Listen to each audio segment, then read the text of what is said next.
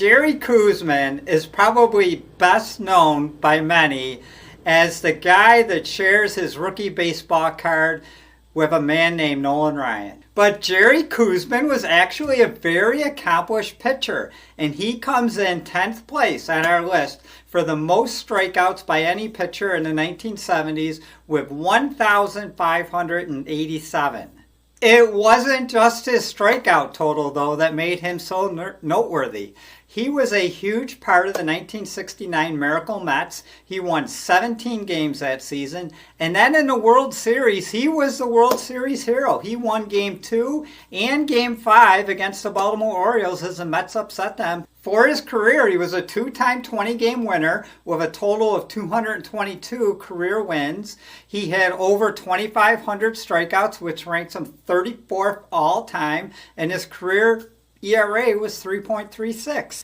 In 1976, he was a Cy Young Award runner-up, and rightfully so. The New York Mets showed their respect to him by retiring his number 36 and making him a member of the New York Mets Hall of Fame. Coming in at number 9 with an even 1,600 strikeouts for the decade is Oakland A's phenom Vida Blue. Just like Koosman, Vida never led his league in strikeouts, but he is one of 3 pitchers on this list and only one of 6 pitchers in the 1970s to record 300 strikeouts in a single season, and for Vida, that was in 1971. That year, he won 24 games, and he was not just named the American League Cy Young Award winner, he was named the American League MVP. On September 11th of 1970, Vida Blue gave up an 8th-inning hit that ended his no-hit bid, but then just 10 days later against the Minnesota Twins,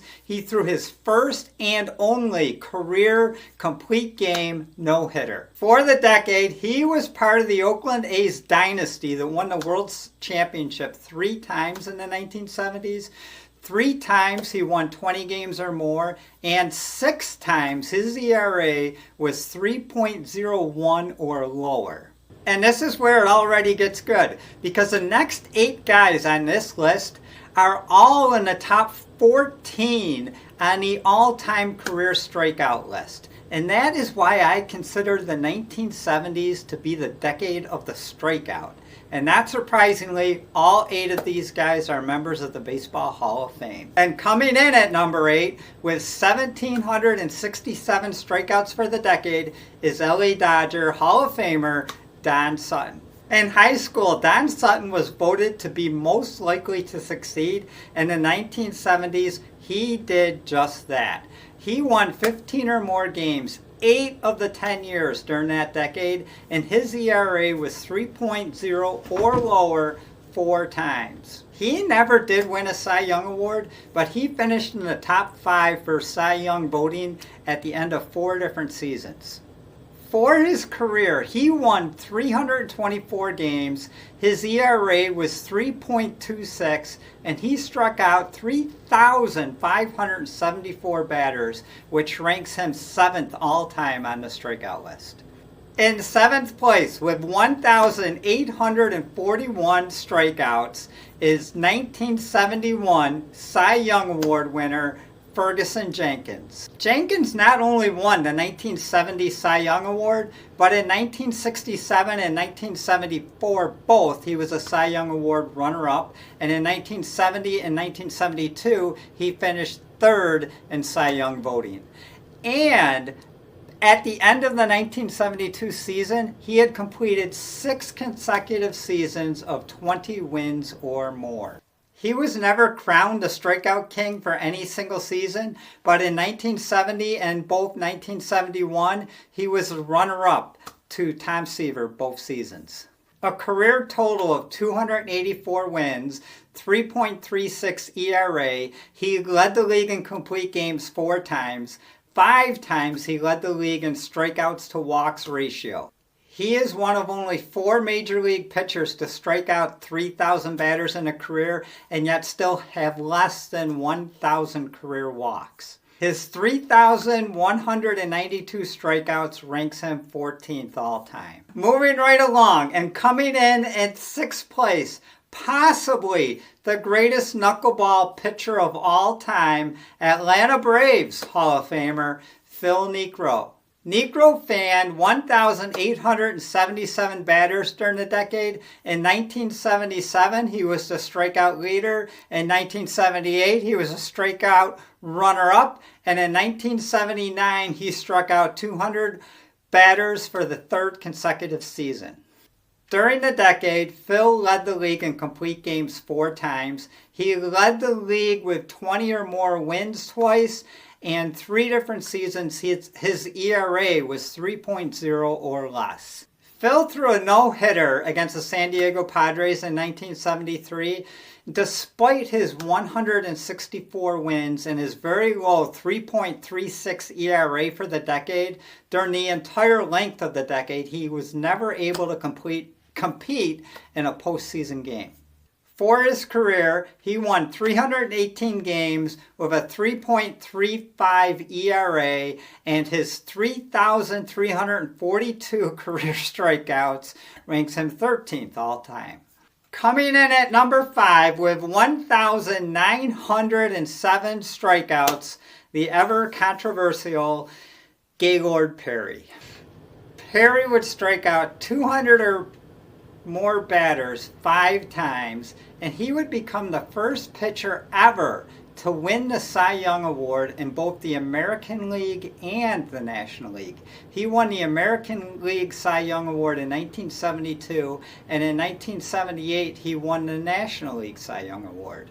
When he won the award in 1972, he led the league with 24 wins, 29 complete games, and an ERA of 1.92. In 1978, he became just the 3rd pitcher to strike out 3,000 batters in a career, and for his career, he finished with 3,534 strikeouts, which ranks him 8th all-time. During his 22-year career, he would throw 1 no-hitter, 1 one-hitter, and a remarkable 13 two-hitters. He finished his career with 314 wins and an ERA of 3.11. And finally, the first guy on this list with over 2,000 strikeouts, coming in 4th place with 2,082 strikeouts for the decade, another Hall of Famer, Bert Blyleven. Blyleven not once led the league in strikeouts, but 3 times he finished runner-up, and 3 times during the decade he would have more than 200 strikeouts in a season.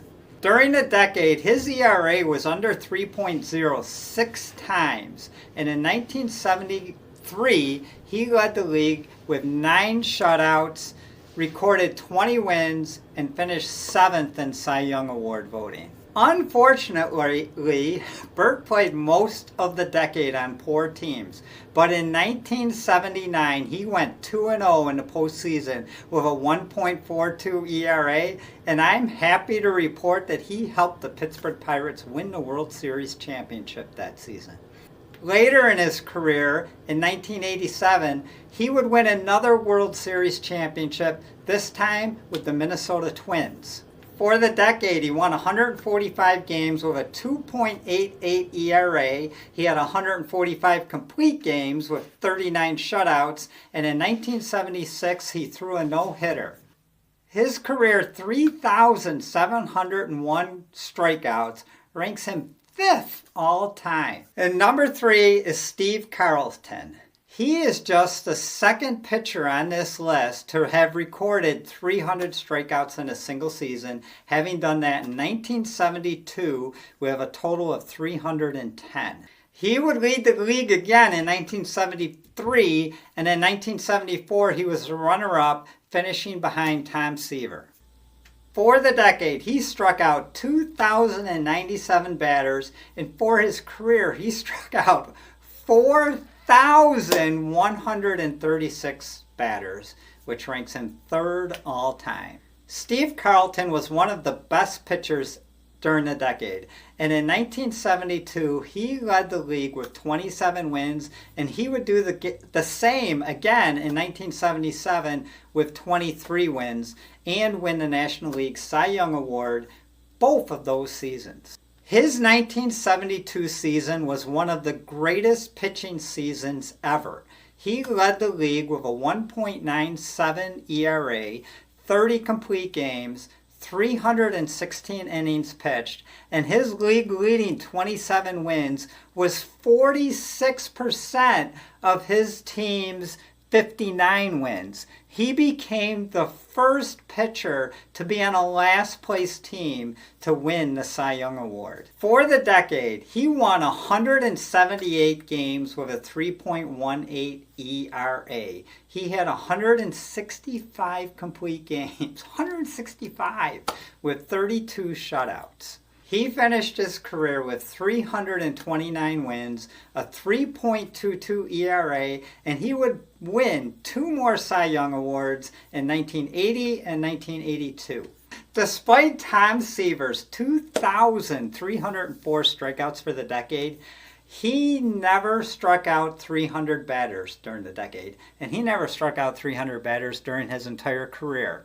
However, during the decade, he led the league in strikeouts 5 times, topping out at 289 in 1971. Tom Seaver not only led the league in strikeouts 5 times, but he had 200 or more strikeouts 8 times. He had more than 20 wins in a season 3 times. He led the league in ERA 3 times, and he led the league in strikeouts to walks ratio 3 times. His 1970s decade included 178 wins, 147 complete games, 40 shutouts, and an ERA of 2.61.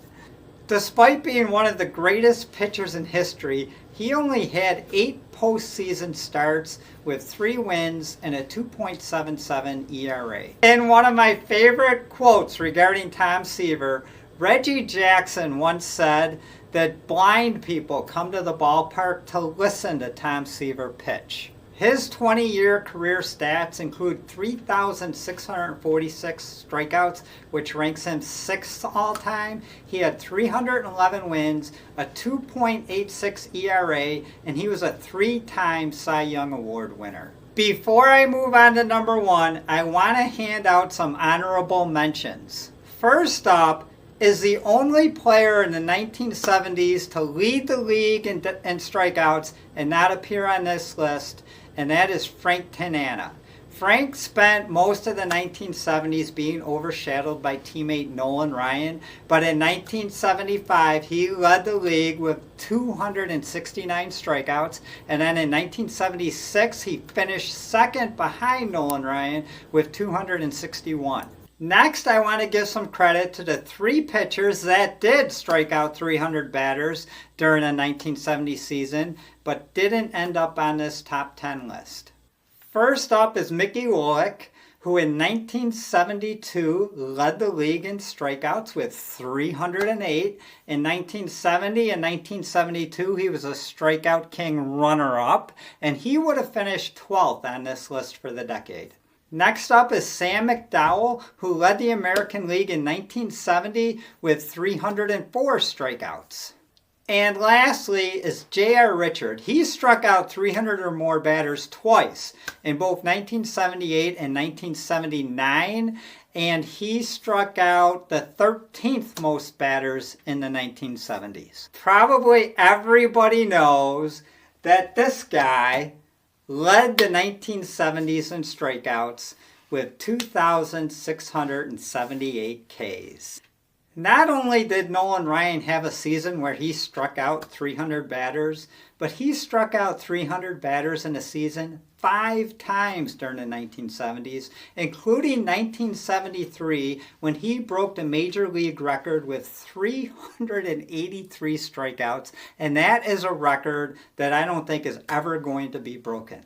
He led the league in strikeouts 7 times during the 1970s and 11 times during his career. In 1973, he was the Cy Young Award runner-up, and he finished in the top 3 for Cy Young Award voting 2 other times. Along with all of those strikeouts, he won 155 games during the decade, had 165 4 complete games, had 42 shutouts, and his ERA was 3.14. Nolan Ryan's 5,714 career strikeouts ranks first all time, nearly 1,000 more than second place strikeout pitcher Randy Johnson. For his career, he won 324 games, had 222 complete games, and a career ERA of 3.19.